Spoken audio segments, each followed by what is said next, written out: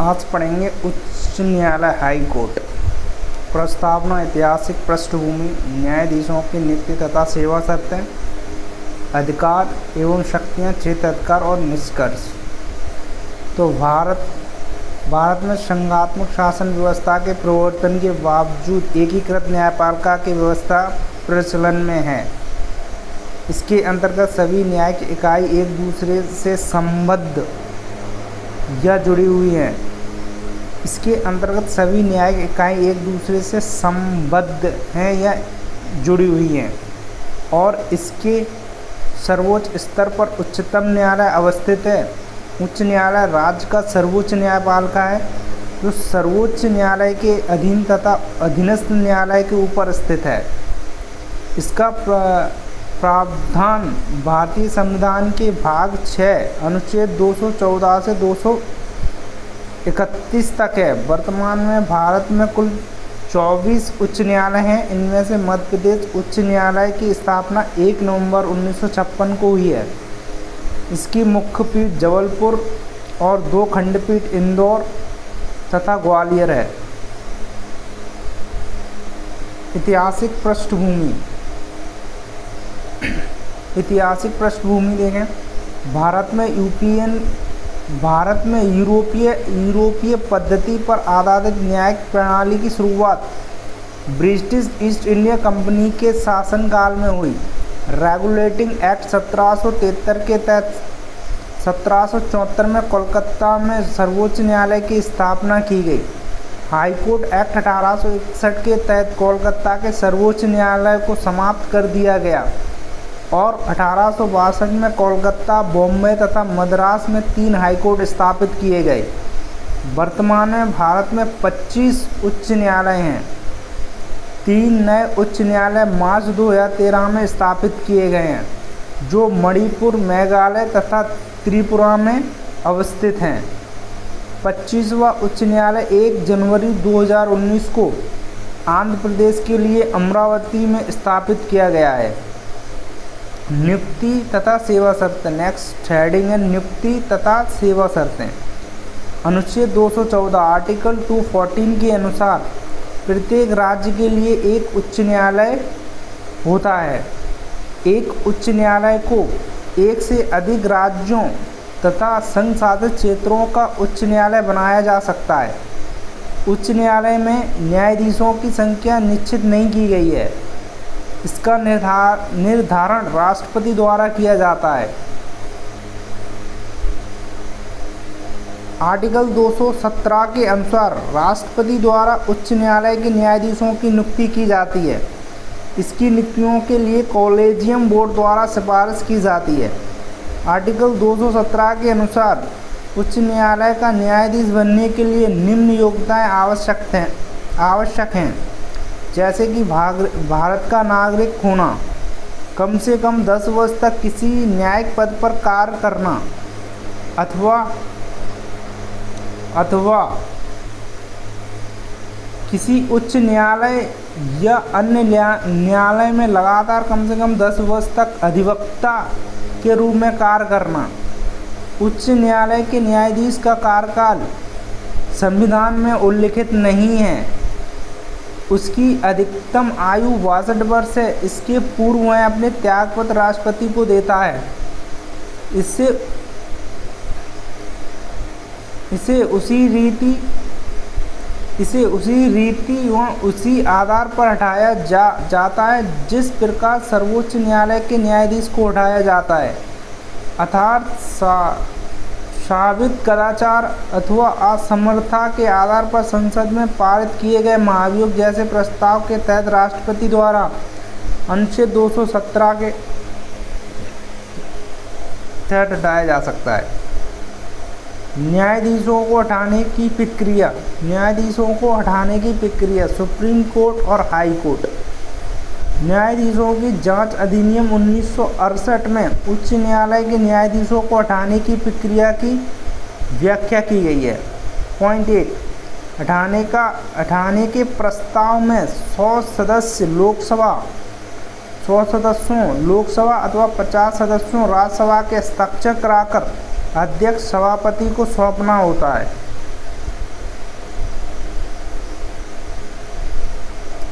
Second point है अध्यक्ष सभापति प्रस्ताव को स्वीकार अथवा अस्वीकार कर सकता है। थर्ड पॉइंट है यदि प्रस्ताव को स्वीकार कर लिया जाता है तो अध्यक्ष सभापति आरोपों की जांच के लिए 3 सदस्यीय समिति का गठन करता है। इन समितियों में सर्वोच्च न्यायालय का मुख्य न्यायाधीश या कोई अन्य न्यायाधीश, किसी उच्च न्यायालय का मुख्य न्यायाधीश तथा एक प्रख्यात न्यायविधि सम्मिलित होते हैं।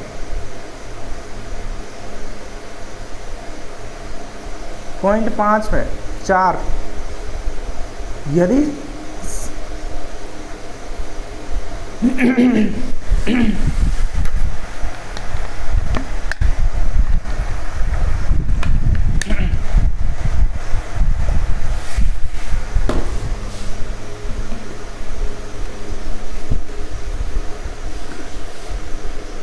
यदि समिति यह महसूस करती है कि न्यायाधीश अनुचित व्यवहार का दोषी है या कदाचार का आरोपी है,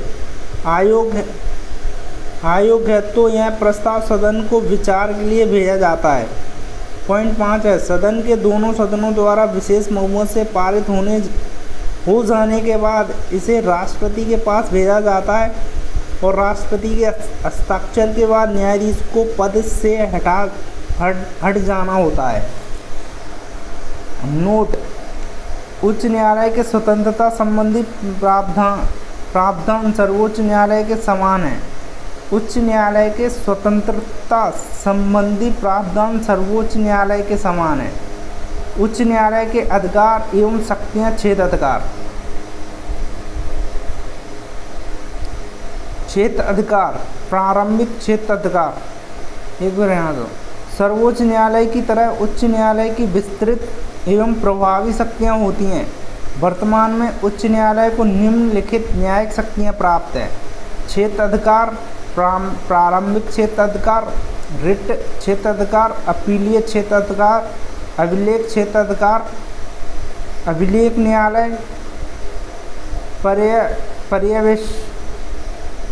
पर्यवेक्षणीय क्षेत्र अधिकार, न्यायिक समीक्षा, अधीनस्थ न्यायालयों पर नियंत्रण। ये सारे अधिकार हैं हाई कोर्ट के। प्रारंभिक क्षेत्र अधिकार उच्च हाँ के प्रारंभिक क्षेत्र अधिकार के अंतर्गत ऐसे न्यायिक अधिकार आते हैं जो अधीनस्थ न्यायालयों को प्राप्त नहीं है। जैसे पॉइंट 1 है संसद सदस्य और राज्य विधानमंडल के सदस्य के निर्वाचन संबंधित विवाद, अधिकारिकता का मामला, वसीयत, तलाक, विवाह, कंपनी कानून तथा न्यायालय की अवहेलना। थर्ड पॉइंट है राजस्व मामले अथवा राजस्व संग्रहण के लिए बनाए गए किसी अधिनियम या आदेश के संबंध में। फोर्थ है नागरिक के मूल अधिकार का प्रवर्तन। फिफ्थ है संविधान की व्याख्या संबंधी किसी मामले पर अधीनस्थ न्यायालय से मामलों का स्थानांतरण। रिट सेकंड पॉइंट है रिट प्रारंभिक क्षेत्र अधिकार, सेकंड है रिट क्षेत्र अधिकार। 226 के तहत उच्च मुख्यालय मौलिक अधिकारों के उल्लंघन के साथ साथ अन्य मामले में रिट जारी कर सकता है, जैसे बंदी प्रत्यक्षीकरण, परमादेश, प्रतिषेध, उत्प्रेषण, अधिकार परीक्षा। अपीलीय क्षेत्र अधिकार की शक्ति देखिए। अपीलीय क्षेत्र अधिकार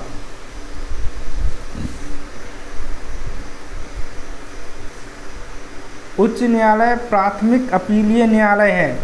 उच्च न्यायालय प्राथमिक अपीलीय न्यायालय है। अपने राज्य क्षेत्र के अंतर्गत आने वाले अधीनस्थ न्यायालय के निर्णय के विरुद्ध यहाँ पर भी अपील होती है। यहाँ सभी तरह के सामान्य नागरिक अधिकार तथा आपराधिक मामले के बारे में अपील होती है। यहाँ सभी तरह के सामान्य नागरिक अधिकार तथा आपराधिक मामले के बारे में अपील होती है। ए पॉइंट है दीवानी मामले में अपील। दीवानी मामले में अपील जिला न्यायालय न्यायालयों अतिरिक्त जिला न्यायालयों एवं अन्य अधीनस्थ न्यायालयों के आदेश के विरुद्ध उच्च न्यायालय में अपील विधि तथा तथ्य संबंधी मामले। जिला न्यायालय एवं अन्य अधीनस्थ न्यायालयों के ऐसे निर्णय के विरुद्ध दूसरी अपील जिनमें विधि का कोई प्रश्न नहीं हो। तीसरा है किसी प्रशासनिक न्यायाधिकरण के निर्णय के विरुद्ध अपील हो। किसी प्रशासनिक न्यायाधिकरण के निर्णय के विरुद्ध अपील हो 1997 से। फौजदारी मामले, अब बी पॉइंट है फौजदारी मामले में अपील। फौजदारी मामले में अपील है तो सत्र न्यायालय तथा अतिरिक्त सत्र न्यायालय के ऐसे निर्णय के खिलाफ उच्च न्यायालय में अपील जिसमें किसी को 7 साल से अधिक की सज़ा दी गई है। सत्र न्यायालय या अतिरिक्त सत्र न्यायालय द्वारा दी गई सज़ा या मृत्यु दंड पर कार्रवाई से पहले उच्च न्यायालय द्वारा सुनिश्चित किया जाता है।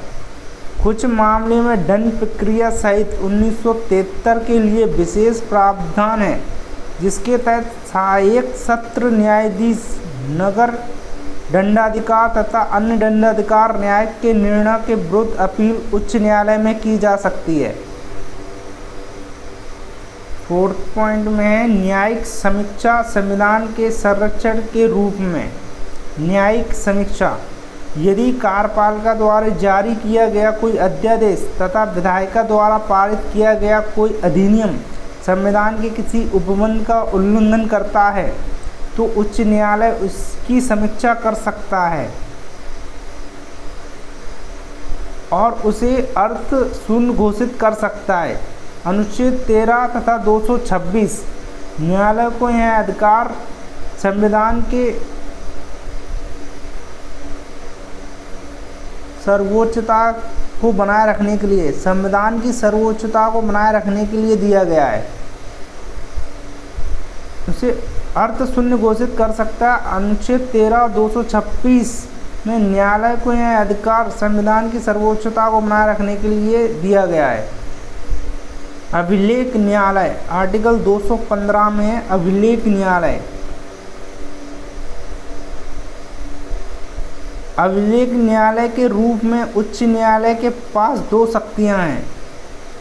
फर्स्ट है उच्च न्यायालय दिए गए निर्णय अभिलेख के रूप में रखे जाते हैं।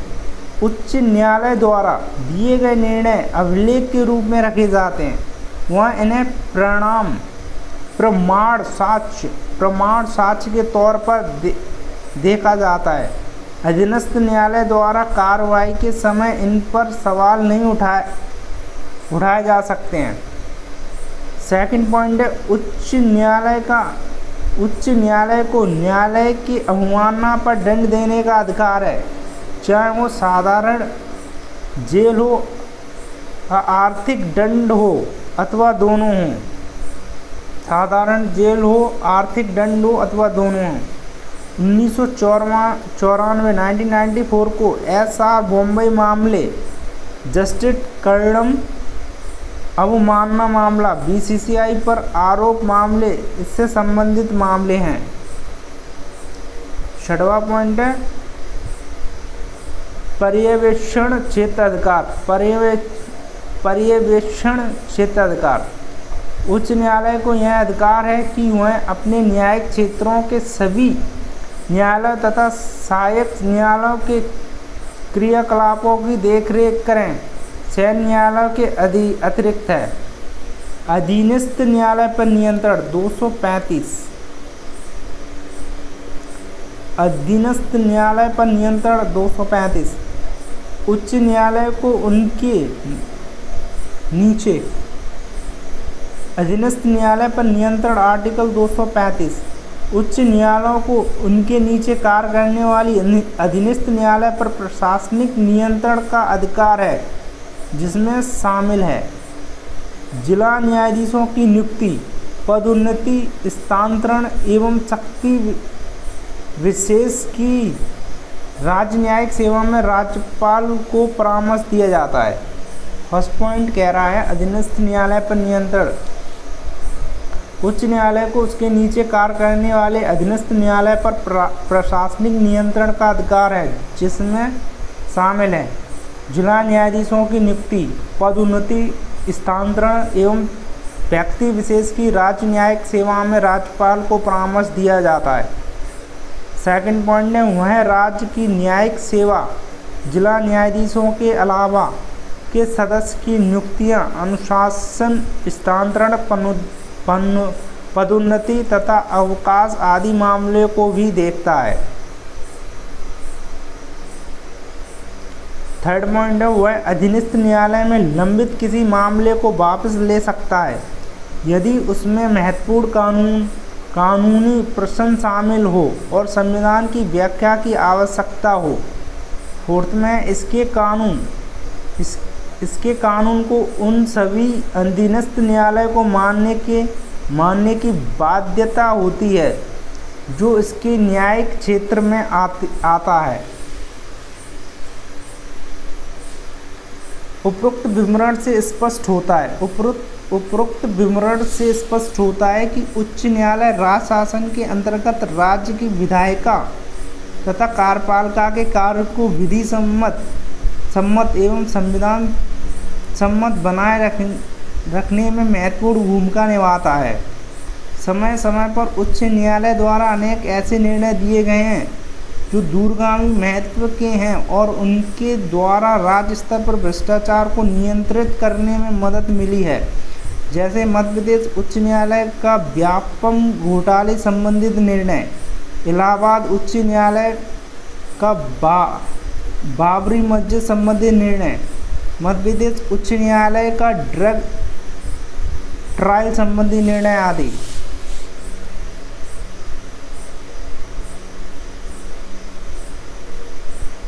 सर्वोच्च न्यायालय तथा उच्च न्यायालय की तुलना सामान्यता दोनों न्यायालय के न्यायाधीशों की नियुक्ति व हटाने का अधिकार महाभियोग जैसी प्रक्रिया के तहत राष्ट्रपति द्वारा उठाया जा सकता है, राष्ट्रपति का है।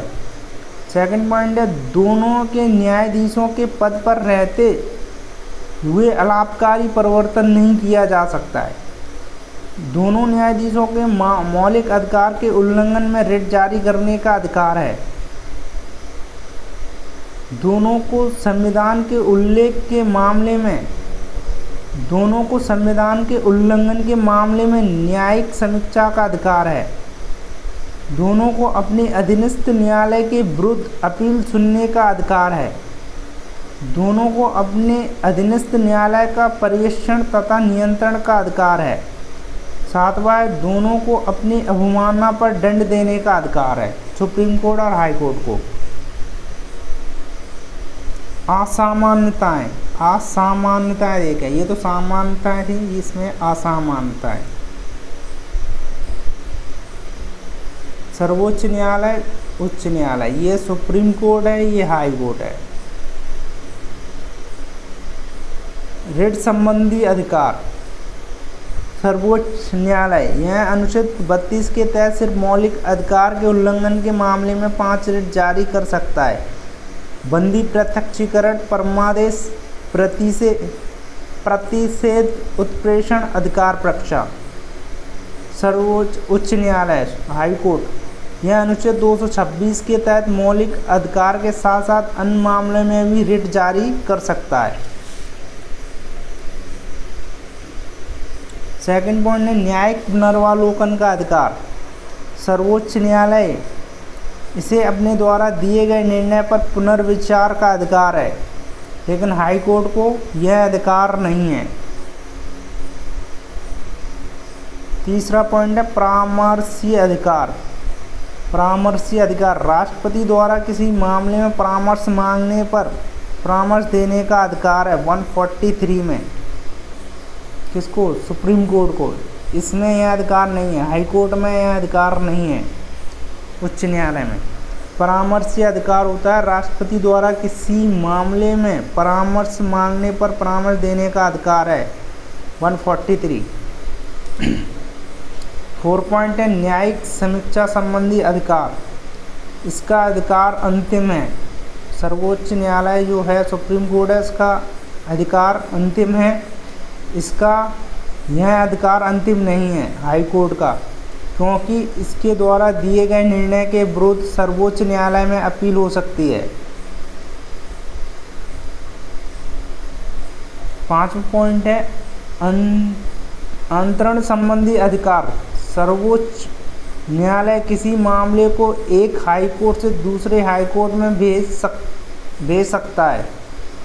सर्वोच्च न्यायालय किसी मामले को एक हाई कोर्ट से दूसरे हाई कोर्ट में भेज सकता है, सुप्रीम कोर्ट। इसे यह अधिकार प्राप्त नहीं है, लेकिन हाई कोर्ट नहीं ऐसा कर सकता है। 6वां है निचले न्यायालयों में न्यायाधीशों की नियुक्ति संबंधी अधिकार।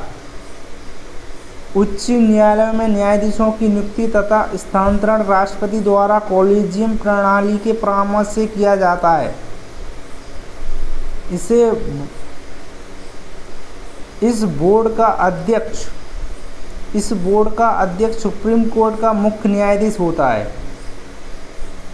हाई कोर्ट जिला तथा अधीनस्थ न्यायालय में न्यायाधीशों की नियुक्ति, पदोन्नति तथा स्थानांतरण राज्यपाल द्वारा संबंधित हाई कोर्ट के परामर्श से किया जाता है।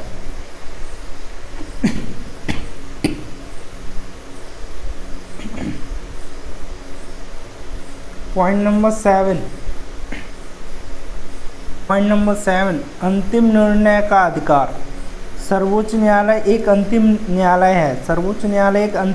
है। इसके द्वारा दिए गए निर्णय के खिलाफ किसी भी न्यायालय में अपील नहीं हो सकती है। इसके द्वारा दिए गए निर्णय के खिलाफ सर्वोच्च न्यायालय में अपील हो सकती है, हाई कोर्ट में।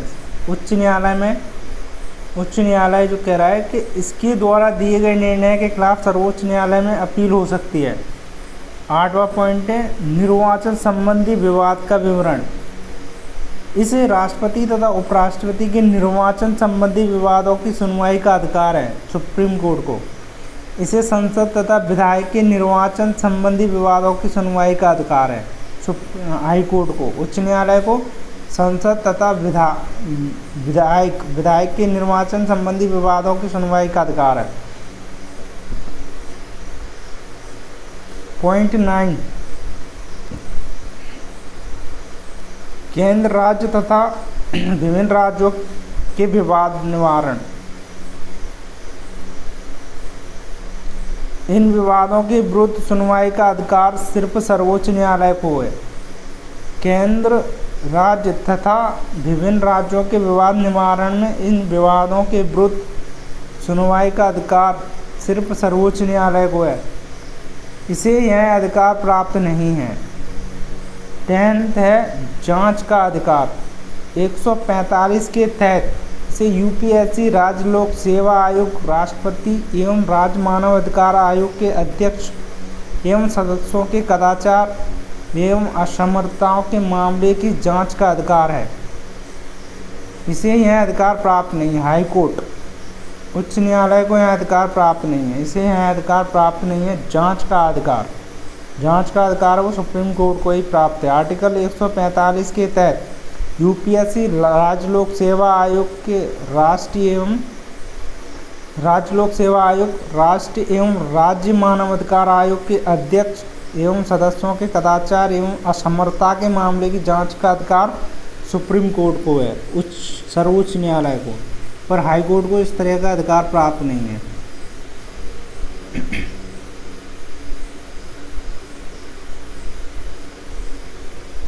उच्च न्यायालय द्वारा जिला तथा अधीनस्थ न्यायालय पर नियंत्रण कैसे रखा जाता है? भारत में एकीकृत न्यायिक व्यवस्था के अंतर्गत राज्य स्तर पर उच्च न्यायालय की व्यवस्था की गई है, जो संविधान के भाग 6 के अनुच्छेद 214 से 231 तक वर्णन है। 214 से 231 तक वर्णन है। उच्च न्यायालय को उसके निचले कार्यरत अधीनस्थ न्यायालय पर प्रशासनिक नियंत्रण का अधिकार है। आर्टिकल 35 जिसमें शामिल है जिला न्यायाधीशों की नियुक्ति, पदोन्नति, स्थानांतरण एवं व्यक्ति विशेष की राज्य न्यायिक सेवा में राज्यपाल को परामर्श देने दिया जाना। जिला न्यायाधीशों की नियुक्ति, पदोन्नति, स्थानांतरण एवं व्यक्ति विशेष की राज्य न्यायिक सेवा में राज्यपाल को परामर्श दिया जाना। सेकंड पॉइंट है जिला न्यायालय द्वारा सुनाई गई मृत्युदंड की सजा की अनुमोदित करना। राज्य के न्यायिक सेवा के सदस्यों के अनुशासन, स्थानांतरण, पदोन्नति तथा अवकाश के मामले देखना।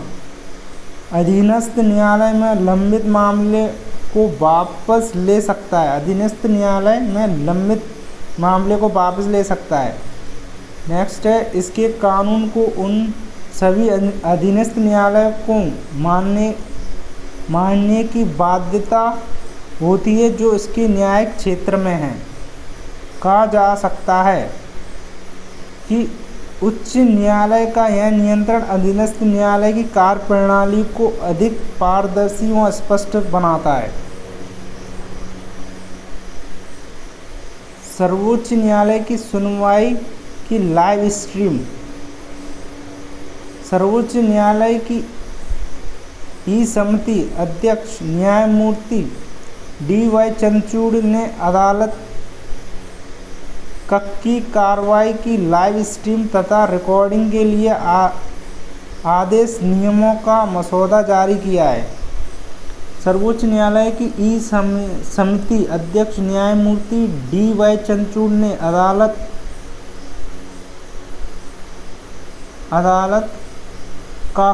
की कार्रवाई की लाइव स्ट्रीम तथा रिकॉर्डिंग के लिए आदर्श नियमों का मसौदा जारी किया है। सर्वोच्च न्यायालय की कार्रवाई लाइव स्ट्रीम 27 सितंबर 2022 से प्रारंभ हुई। सर्वोच्च न्यायालय की कार्रवाई लाइव स्ट्रीम 27 सितंबर 2022 से प्रारंभ हुई। लाइव स्ट्रीम अनुच्छेद 21 के तहत सभी की न्याय तक पहुंच सुनिश्चित करती है। लाइव स्ट्रीम अनुच्छेद 21 के तहत सभी को न्याय तक पहुंच सुनिश्चित करती है। गुजरात हाई कोर्ट देश का पहला हाई कोर्ट है जिसके मुख्य न्यायाधीश के कोर्ट की सुनवाई की लाइव स्ट्रीम 27 जुलाई से की जा रही है। गुजरात हाई कोर्ट देश का पहला हाई कोर्ट है जिसके मुख्य न्यायाधीश के कोर्ट की सुनवाई की लाइव स्ट्रीम 17 जुलाई से की जा रही है। अब लघु उत्तरीय प्रश्न।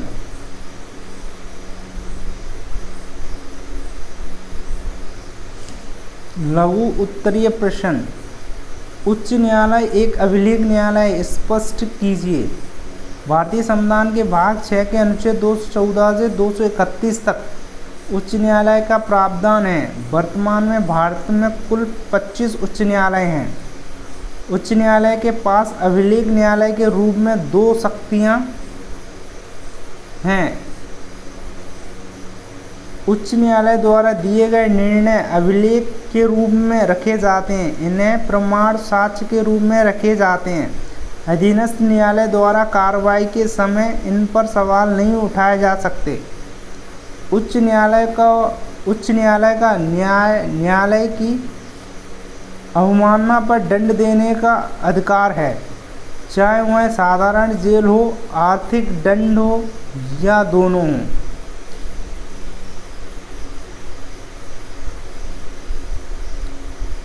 अतः अभिलेख न्यायालय के रूप में उच्च न्यायालय को प्राप्त यह शक्ति विशिष्ट हैं।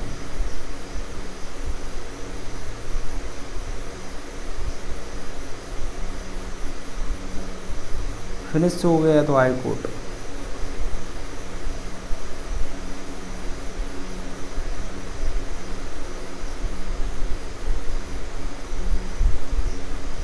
High court finish.